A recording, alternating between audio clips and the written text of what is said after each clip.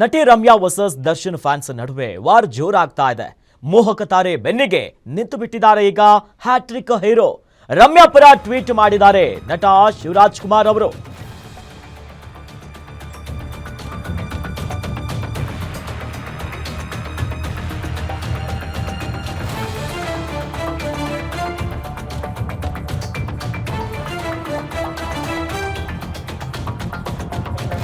Darshan fans ನಡುವೆ ಈಗ war ಜೋರಾಗ್ತಿದೆ.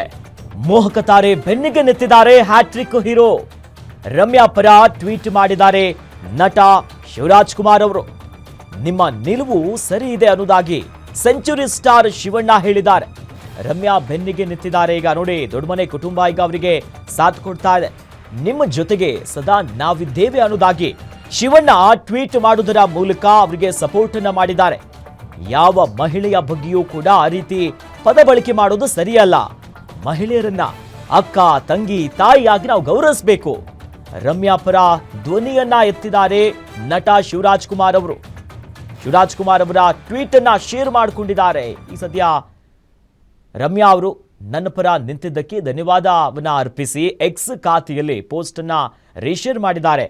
ಸದ್ಯ ಅವರು ಮಾಡಿರುವಂತಹ ಪೋಸ್ಟ್ ಅನ್ನ ಕೂಡ ನಾವು ಗಮನಿಸ್ತಾ ಇದ್ದೀವಿ. ನೋಡಿ, ನಿಮ್ಮ ನಿಲುವು ಸರಿ ಇದೆ ಅನ್ನೋದಾಗಿ ನಿನ್ನೆ ರಮ್ಯಾ ಅವ್ರಿಗೆ ಏನು ಭಾಳಷ್ಟು ದೊಡ್ಡ ಮಟ್ಟದ ಚರ್ಚೆಗಳಿಗೆ ಕಾರಣ ಆಗ್ತಿತ್ತಲ್ಲ, ಕಂಪ್ಲೇಂಟ್ ಕೊಡ್ತಾ ಇದ್ರು.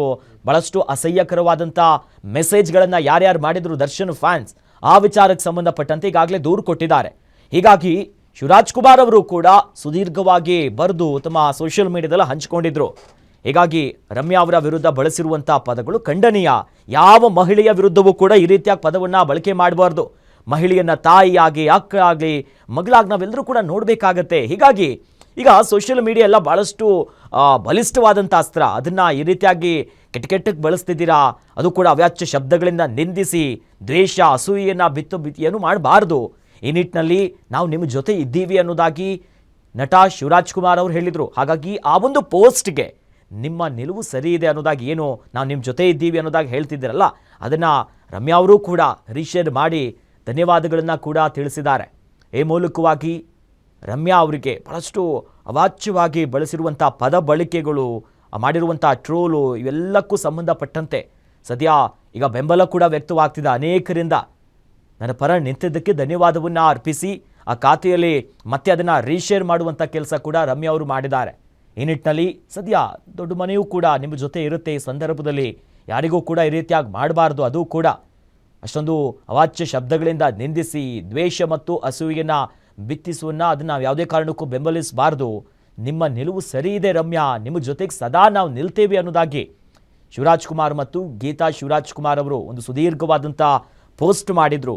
ಅದಕ್ಕೆ ಧನ್ಯವಾದಗಳನ್ನು ಕೂಡ ತಿಳಿಸಿದ್ದಾರೆ ಸದ್ಯ ರಮ್ಯಾ ಅವರು. ಆ ಮೂಲಕವಾಗಿ ರಮ್ಯಾ ಮತ್ತು ದರ್ಶನ್ ಅವರ ಫ್ಯಾನ್ಸ್ ನಡುವೆ ಏನು ವಾರ ಆಗ್ತಿತ್ತು, ಸದ್ಯ ಬೇರೆ ಬೇರೆ ಆಯಾಮಗಳನ್ನು ಪಡ್ಕೊಳ್ತಾ ಇದೆ.